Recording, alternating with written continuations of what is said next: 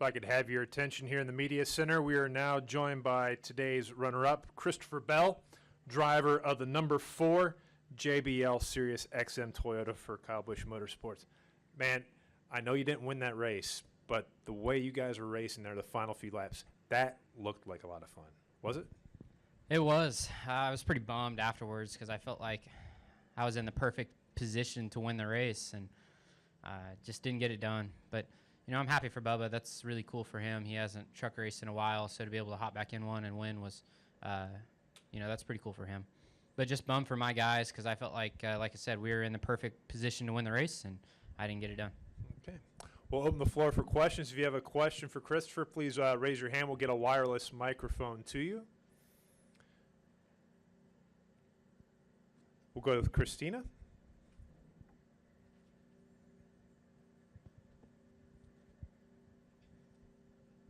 Christina Bowman, thepodiumfinish.net.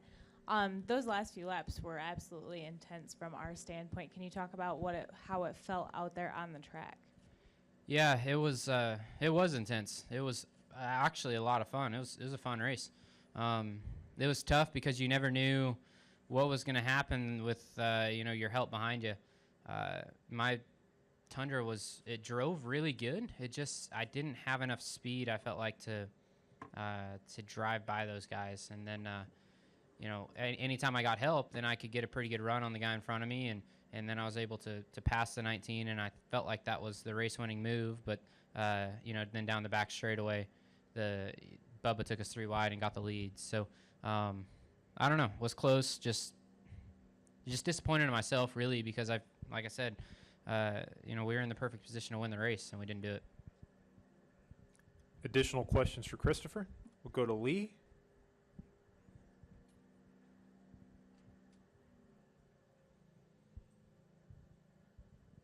Lee Spencer, Motorsport.com. Got your first opportunity to be in a Cup car today. Can you tell us what it felt like for you to have that opportunity? It was a dream come true. I couldn't believe that I was actually driving a Cup car.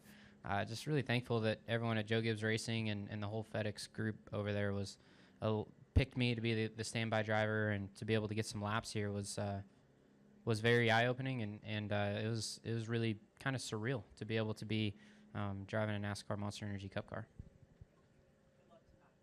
We'll go here to Bob and then to Wolfgang. I'm not sure if you covered this, but can you kind of go through what you're watching last lap, or? No, go ahead. Okay. You're good.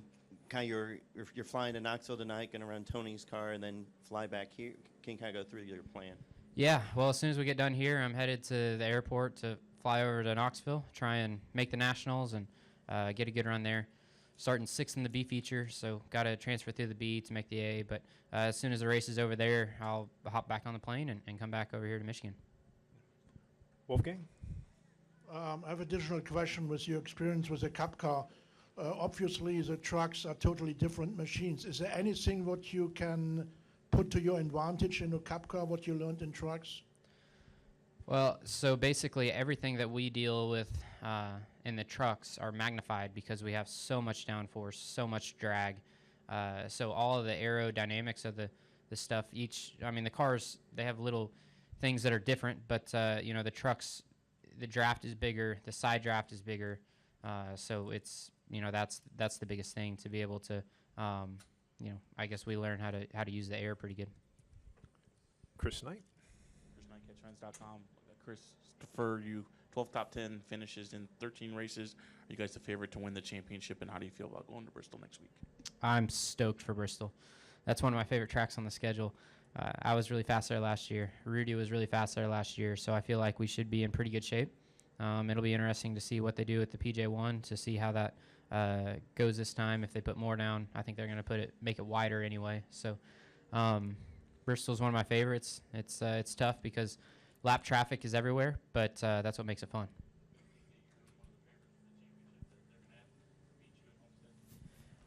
I feel like our trucks are fast enough that if I don't make mistakes, we should get there, or something like last year doesn't happen. So my team is doing a fantastic job for the 6th year in a row now. These guys have been the dominant force, so it's awesome to be able to be in this position, and I'm looking forward to hopefully racing for a championship. We're just going to continue to do the best job we can do and win races. Well, Christopher, we'll let you get out of here. Good luck tonight in Knoxville, and then good luck tomorrow if you have to get in the Cup car.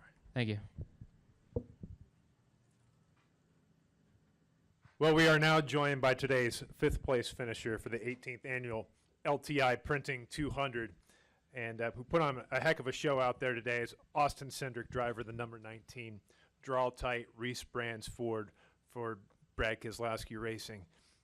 Just please walk us through those final few laps. It was a wild finish out there. Could you walk us through from your perspective?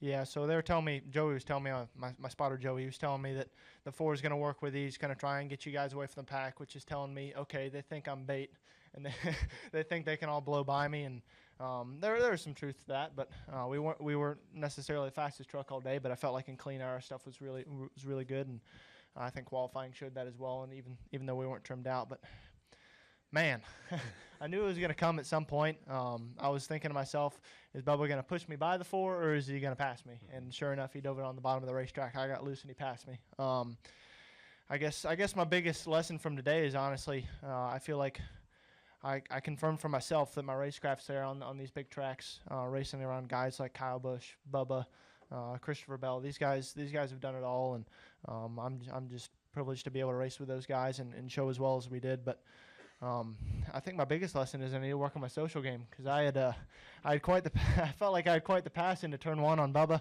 I was almost 20 degrees, 30 degrees opposite lock on the bottom of the racetrack, full throttle, and got the side draft going down him on the backstretch, and nobody lined up behind me to push me by. So maybe I should have saved it for the last lap. But to be able to put on a show like that, I know it's not a win, and we really need a win. But to put on a show like that in Ford's backyard, Draw-Tite's backyard, LTI's backyard, I mean, this was a huge race for BKR, and the way Chase ran at the beginning of the race probably got everybody excited, and the race we ran at the end of the race was pretty fun as well. So got to thank everybody from BKR and Roush Chase Engines and everyone who makes this possible. Awesome. Let's open the floor for questions. We'll start here with Chris and work our way around.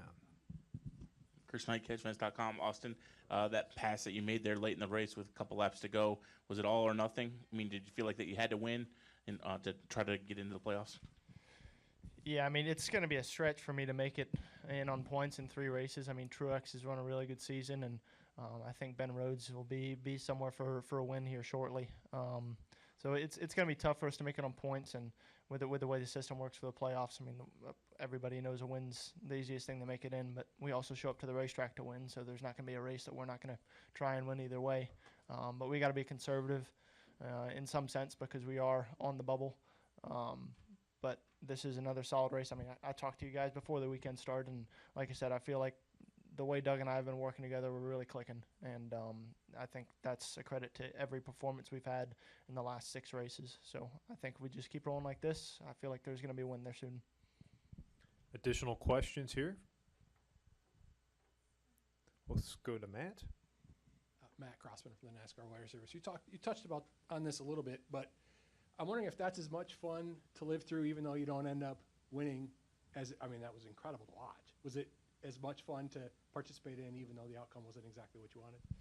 I'll say yes today, and then if you ask me in 3 days' time, I'll be still kicking myself right before Bristol starts, and by the time Bristol starts, I'll be over it and ready to battle for another win. But yeah, I mean, you think back at it, and I've only had a few races like that this year, and I'll give Doug credit where credit is due, and Ford where credit is due. We know our stuff makes good fuel mileage, and to be able to take a gamble like that and have that long caution so we can make it on fuel, because our stuff worked really well in clean air, but we were way too loose the whole race, running in dirty air, and we needed something, and that was our gamble. And my job was to be perfect from then on out, and I felt like there wasn't a whole lot I could do in my situation. I felt like maybe I wouldn't have expected a 99 to drop almost on the apron to pass me, but in that situation, that's kind of an unexpected move, and credit to him. That was an awesome pass, and it's sketchy there driving into the bottom of the racetrack here, because I mean I did it to him trying to pass him back. I mean you're sideways going close to 190, 200 miles an hour, so it's a bold move, but it's what these races induce, and I'm sure the fans love that race, and a great crowd as well. So Additional questions for Austin? Chris? You're grounded. Anyway, I was just wondering, did you learn as much today and that you have all year? And how much respect do you think you earned by racing those guys as hard and clean as you did today? I think this is step one on my social game, like I touched on. I feel like I need those guys to trust me. And I feel like running the way we did is hopefully a step forward. Obviously, I'm not going to expect help from Kyle Busch or Christopher Bell. They're pretty much the enemy when it comes to manufacturers and teams and what it looks like stepping on up. But I can't expect help from them, but I can also try and build respect. That's one thing I hope to build on this year, and that was my goal at the beginning of the year, is to build respect from guys like that and to be able to race with them door to door and have them be able to lean on me and make sure that they trust me leaning on them. So I feel like that's step one on that game. But when it comes to leading races, I hadn't done too much of that in the Truck Series, especially at a super speedway. And to have Joey Meyer in my ear, someone who's probably the best spotter on a super speedway, was really great practice, really great experience, and hopefully it will help me in the future. Wolfgang? I have a technical question. With these trucks, you're going also wind tunnel testing like cup cars, or they're pretty fixed with the rules that you can't do anything with that? Yeah, we are fixed with rules for the amount of time we can spend in the wind tunnel, but also that costs a lot of money. So we get help from Ford from a number of things when it comes to wind tunnel, scale models, or simulation. But this track also demands handling. Just to give you an idea, like most of the guys running up front and qualified up front, they were relatively trimmed out, and I was pretty excited that we qualified 8th, given the fact that we weren't overly trimmed out. And I feel like that's why I felt like a bit of a sitting duck at the lead there for a while. But it also helps handling in the race. So I feel like it's a catch-22 when you go to tracks like this. But at the end of the day, like I said before, it's how me and Doug get along, and it's how Doug and I are able to develop our race car throughout the weekend, but also throughout the race. Additional questions for Austin? Well, Austin, good luck next week at Bristol, and good luck the rest of the season. Yep. Thanks, guys. If I can have your attention here in the media center, we are going to continue on with today's post-race media availability for the 18th annual LTI Printing 200 in the NASCAR Camping World Truck Series here at Michigan International Speedway. We have our race-winning team. We have driver Darrell Wallace Jr., driver of the 99 Maestro's Classic Chevrolet, and we have crew chief Shane Huffman. This is Darrell's 6th victory in the NASCAR Camping World Truck Series, and really, Bubba, 2 in a row for you. You've got quite a gap here since Homestead 2014, but you couldn't have found a more exciting way to win this race. Please walk us through those last few laps. Yeah, that's a lot of factors going into that, and go figure, 6th win in this year, so add that to the number of 6s for me this year. Man, such a huge moment for not only myself, everybody involved. Shane, I don't know if we raced against each other back in the day. We were always at the track, Hickory, Tri-County. He was seeing me tear up a lot of stuff and make my way through the sport. But this is such a huge win for me. And like you said, 2 in a row, that's pretty big. 4 years apart, 3 years apart, whatever it is. But it's good to be back in the Truck Series. And it's a product of having the Truck Series here come to Michigan and put on that great racing. So I knew those last laps were going to be hectic. I didn't want to make that move that early. I wanted to wait till about 3 or 4 to go. But that also shows the product that they put into these race trucks and our Maestro's Classic Chevy to keep us out front, be able to throw some of those moves to hold off those guys behind us and put our truck in victory lane. Shane, how much confidence did you have in Bubba there in those closing few laps, knowing who he had behind the wheel? Well, I mean, obviously we got a great talent behind the wheel, and this race is a little bit like a speedway race. We dominated it last year with Timothy Peters and honestly lost it kind of the same way we won it today when us and somebody got the Fords, I think, got side by side last year, and Brett Moffitt was able to come around the outside of us. So the move he did was perfect. I did think it was a lot too early, but luckily there was a lot of racing going on behind us, and Bubba did an amazing job. Freddie Kraft, spotter. Those two were like peas and carrots, I'd say. So they were a good combo. Let's go ahead and open that up for questions. If you have a question, please raise your hand. We'll get a wireless microphone to you. We're going to start here with Colton, and then we'll go to Taylor. Colton Wood, Traverse City Record Eagle. Bubba, this season and just overall in the 3 NASCAR series, you suffered disappointment. You with Dover, not winning the Dash for Cash race and having to spin operations on your Xfinity team. How special is this win for you?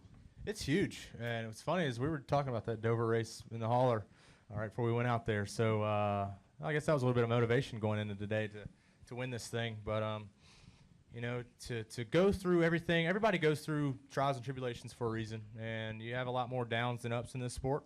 And the ones that can carry themselves and come out on top each and every time from those downs is the ones that are going to capitalize. So I've tried to carry a positive outlook on everything I've done.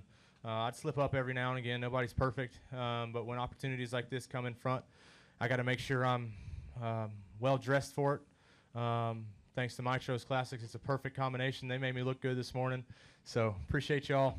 For the fresh dew, I'll show it off here. It's a little wet, a little drinking. I don't know what's in it. It's victory. That's what's in it. Yeah.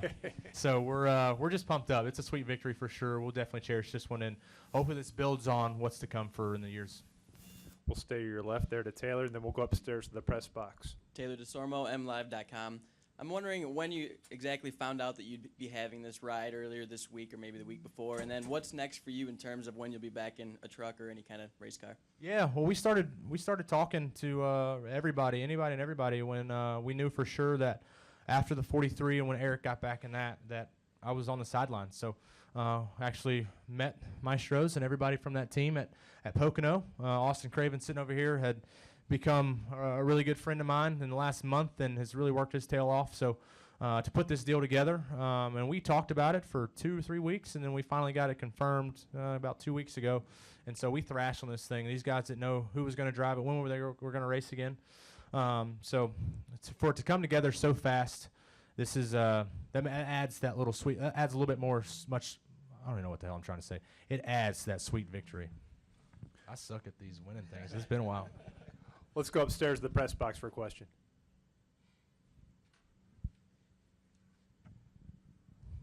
Media center to the press box. Come in, press box.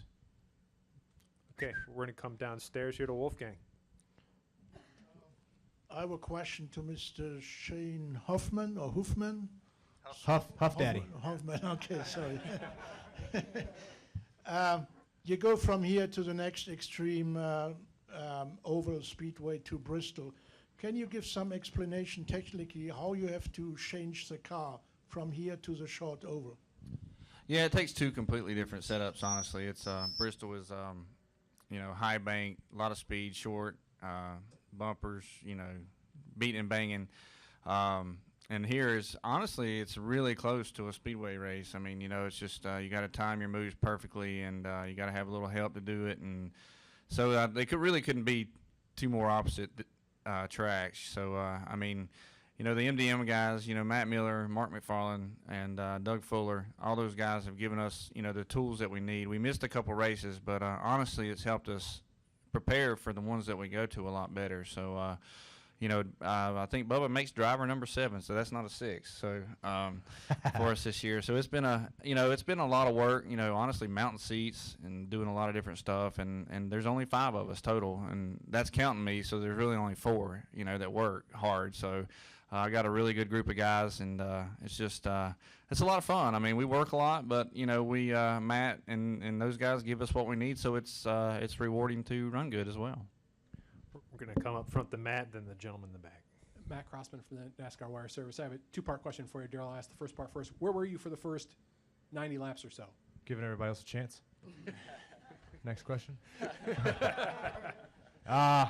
We didn't fire off like we needed to, and it took me a minute. The dirty air in these things is pretty big, and we were free, so all in practice we were a little on the tight side, and I slipped up and didn't get it tight enough going into it. And we were fighting that a little bit. And at the same time, we knew the races were short, and we wanted to be there at the end. You want to set yourself up for the long run. And so we pulled some strategy there. That penalty kind of helped us out and pulled some fuel-saving stuff there on that second stage. I just rode around part throttle and gave everybody a chance, like I said. Second part. If the key to the pass from third to first is waiting for those two to get side by side and then dart below them, how do you not have that happen to you? Like, what is the philosophy from out front to prevent yourself from getting past? I knew I was finishing 5th. Once I did that, I'm like, we're done. We got way too far out there, and guys started racing. So Kyle got up there and started trying to pass. I think he was going to try to get back to me and probably try to ruin my day like I ruined his. But When I seen the 4 pass the 19, I'm like, the 19 is going to try to cross him over here, and he did exactly that.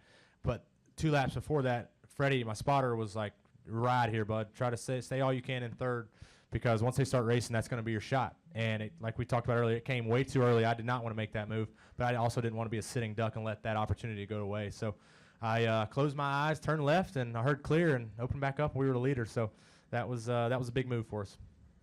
We're going to go back to the gentleman in the back and then up front to Chris. Eric Young with the superspeedway.com. Darrell, was this an audition for you today, and how far does this go toward reminding other teams that you're out there for a possible option down the road? It's big, you know. I got a lot of people pulling for me to show up at the racetrack and to be there and to be in the spotlight, even when I'm not racing, and that's so hard for me.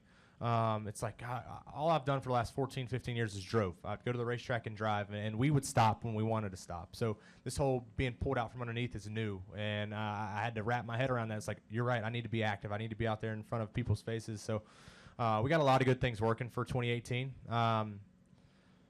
I said winning back in 2014 would bring sponsors. So I know how this game goes, but I'm pretty confident that this has helped a good bit amount for what we got going. But we'll just have to keep digging at it. So hopefully this open up doors for more truck races with these guys, because I knew right when I seen that them finish second with Brandon Jones at Kentucky, I said, yeah, we got a shot to win. We can do this. If they bring that same truck, and we did, brought that same truck, we put it in victory lane. Chris? ChrisKnightCatchfence.com. Darrell, how are you going to celebrate tonight? It's Saturday, so Amanda doesn't have to go to work tomorrow. We'll party a little bit. Blaney's racing, so he won't be there. We'll have a party. We'll probably just party at his house tomorrow night for my win. Hopefully his win too, but we'll see. I might get some sleep though. That sounds good too. Was your family here today? No, just Amanda. So, and Maestro's family was here as well. But I got Amanda her first NASCAR win, so she might be the good luck charm for these new races, these one-off races. Super Late Model at Bristol, she was there, and then this one she was at, so she got her win. But she was bad luck before that. Not gonna miss out on that. Shane, you guys have had a plethora of drivers in the 99 this year. How did you guys decide to pick Darrell Wallace for this race? Well, I think Austin Craven and myself have worked really close together all year on, with Austin, Ty, those guys driving it, and it's just been a good relationship. A lot of phone calls, a lot of texts, and a couple months ago, I think Bubba and Austin's relationship started, maybe longer. I'm not 100% sure, but instantly Craven, we started talking about what we could do, when we could do it. So, it obviously takes funding, so we had a great sponsor come on board with Maestro's, and a lot of help from ECR, Engines, Chevrolet, and it just took the whole thing, and once we was able to put it all together, all the guys were excited, the owners, everybody was pumped up to have Darrell in the truck. Go to the gentleman in the white there, and we'll go all the way in the back to John. James Cush, superspeedway.com. Darrell, you had a lot of success racing for Kyle Busch Motorsports. Can you just tell us what it's like to hold off two of probably the best trucks in the field today and to get that win for the team you strive for? Yeah, for sure. Driving for Kyle and, seeing where that program has come, they're still building that program, and it just keeps getting better and better. And, no doubt they're the best truck team out there right now.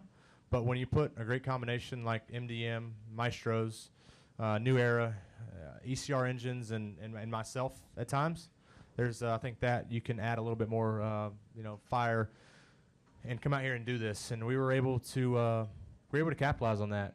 We had a text message about one goal that we had, and it was winning the race and beating Kyle's ass, and we did that. Mission accomplished. Go back to John. Hey, Bubba. John Cupo, Shake and Bake, Cleveland, Ohio. Riding high, got a lot of confidence going with you, and outside of the racing thing, what does this do for your ball game with Hoops Group Charlotte? Does not help that at all. Are you the next game? You're going to chuck it like Mello, or are you going more Chris Paul? Passing it around. How does this affect your game on the court? Chris Paul. We were trying to figure out who am I on the basketball court, and I just could not think of it. So I said CP3. I would not like to play against him or anything. I don't compare myself to him at all, but in certain ways I'd say so. But I need a lot of help. I wish this could help on the basketball court. Maybe it will. I had a career night last week. This Monday night might be might be a whooping that we might put on them. Bob? Bob Pockris, ESPN. What do you think you'll be driving next year? And would you take a full-time like truck ride, or are you thinking if I'm going to make the move to Cup, I've got to do it now?